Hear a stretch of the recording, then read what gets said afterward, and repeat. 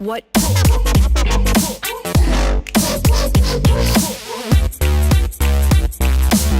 What's up, y'all? This is another Element eval, and today we're talking sleeping pads. If you find yourself on a backcountry hunt or camping experience, fishing trip, what have you, all right, you're going to have to find something to sleep on.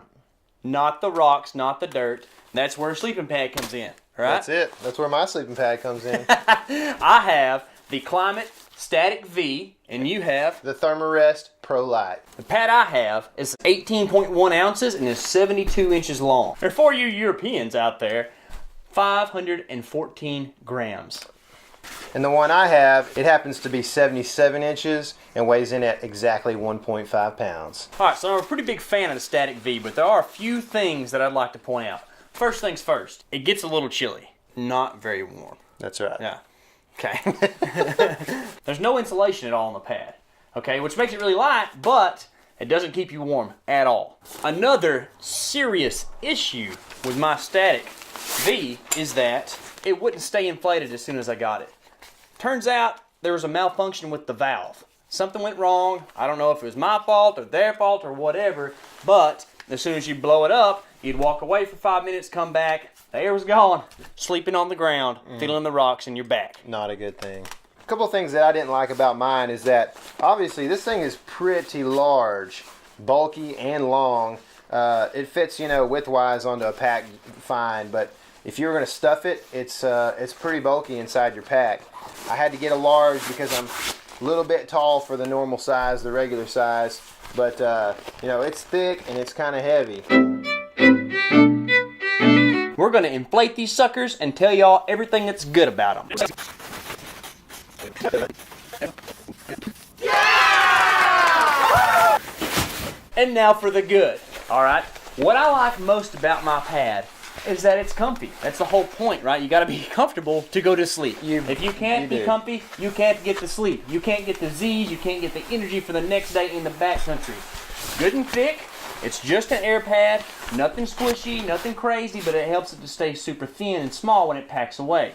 Yeah, mine's comfy as well, and I don't know if the insulating factor that it has makes it comfy, but this is an R2.4 insulating factor. I guess another thing I like about it is that it is plenty long for me, and I don't slide off of it at night at all.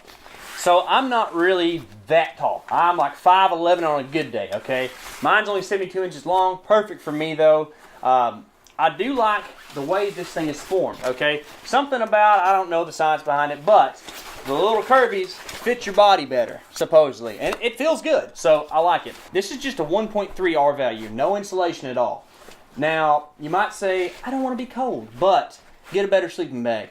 Also, I don't use this much in the winter. I use it in the fall elk hunting, and I use it all summer when we're going backpacking for trout or whatever, okay? So I'm not too concerned about staying warm as much as I am staying cool. I do like the fact that this has raised and lowered edges so that there is good airflow between me and the mat.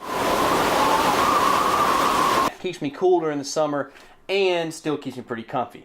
Another cool thing about this pad is the fact that it's super durable, okay? How does it hold up against knives? They make another pad that's a little bit more expensive because it cuts like 1.8 ounces off the weight. All right, I'm not an extreme backpacker. A couple ounces to me is like a candy bar. In my opinion, there's no reason to shave those ounces to sacrifice any durability, all right? This pad is actually one of the least expensive pads in the market and still super durable with a 75D polyester on top.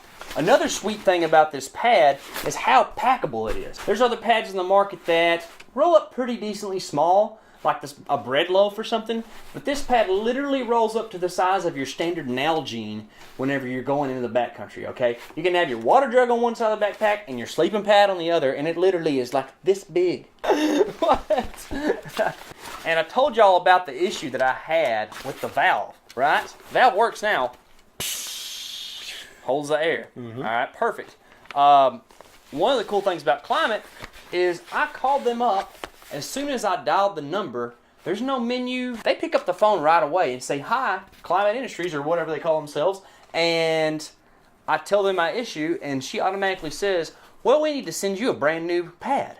That's pretty nice. Pretty awesome. All right, customer service is one of the most valuable things that you can have in most any product you're going to use, especially something that's as imperative as your sleeping pad in the backcountry. Who'd have ever thought sleeping pads were so awesome?